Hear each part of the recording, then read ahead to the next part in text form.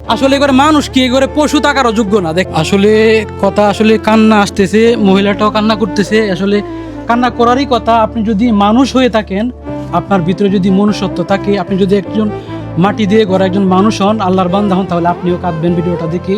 এই মহিলার এখানে থাকার ঘরটি দেখে আমার চিৎকার করে কান্না করতে ইচ্ছে করছে। ভিতরটা একেবারে ফেটে যাচ্ছে। একটা মানুষ এই ঘরে আসলে কিভাবে থাকে? এই ঘরে কি মানুষ থাকা যায়?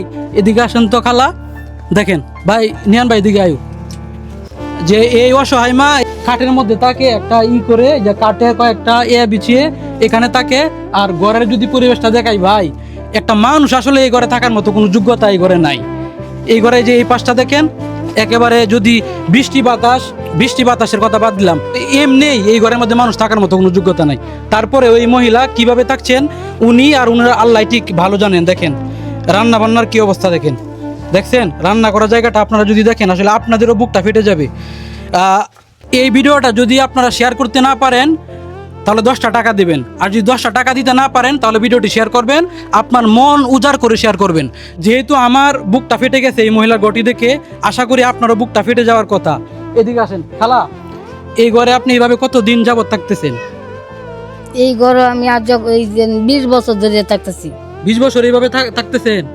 দেখেন অবস্থা, একটা মানুষ 20 বছর যাবত এই ঘরে, দেখেন ঘরের উপরে সব কিছু আলাদা, একবারে ফেটে গিয়ে একবারে মানে টিন, এগুলো টিনও বলা যায় না, আসলে অবস্থা একেবারে খারাপ।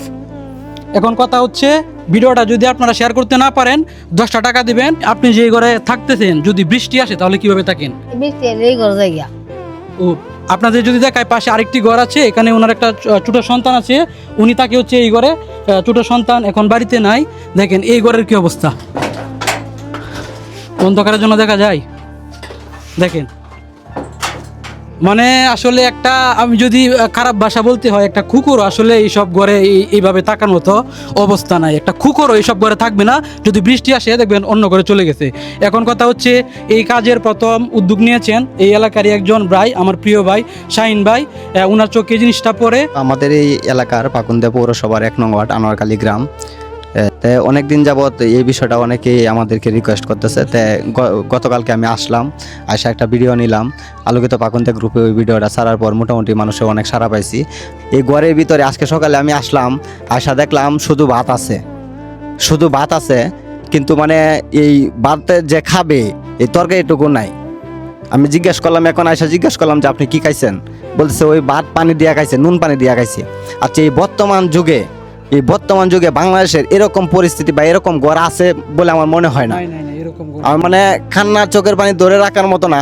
আসলে কথা, আসলে কান্না আসতেছে, মহিলাটাও কান্না করতেছে। আসলে কান্না করারই কথা। আপনি যদি মানুষ হয়ে থাকেন, আপনার ভিতরে যদি মনুষ্যত্ব থাকে, আপনি যদি একজন মাটি দিয়ে গড়া একজন মানুষ হন, আল্লাহর বান্দা হন, তাহলে আপনিও কাঁদবেন ভিডিওটা দেখে।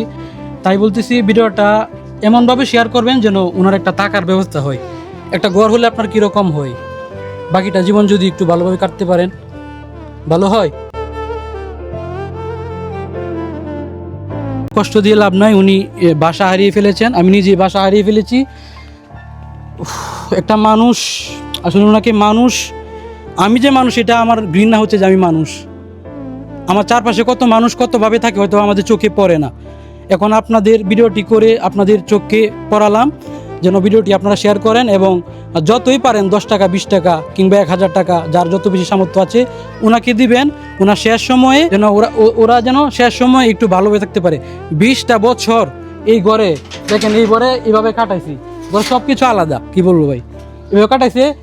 আপনারা যদি চান আসলে যে আপনারা বাকিটা জীবন উনি যেন একটু সুস্থভাবে থাকতে পারে এই ঘরে, আপনারা চাইলে আসলে পারবেন। ভিডিওটা প্রচুর পরিমাণে শেয়ার করবেন।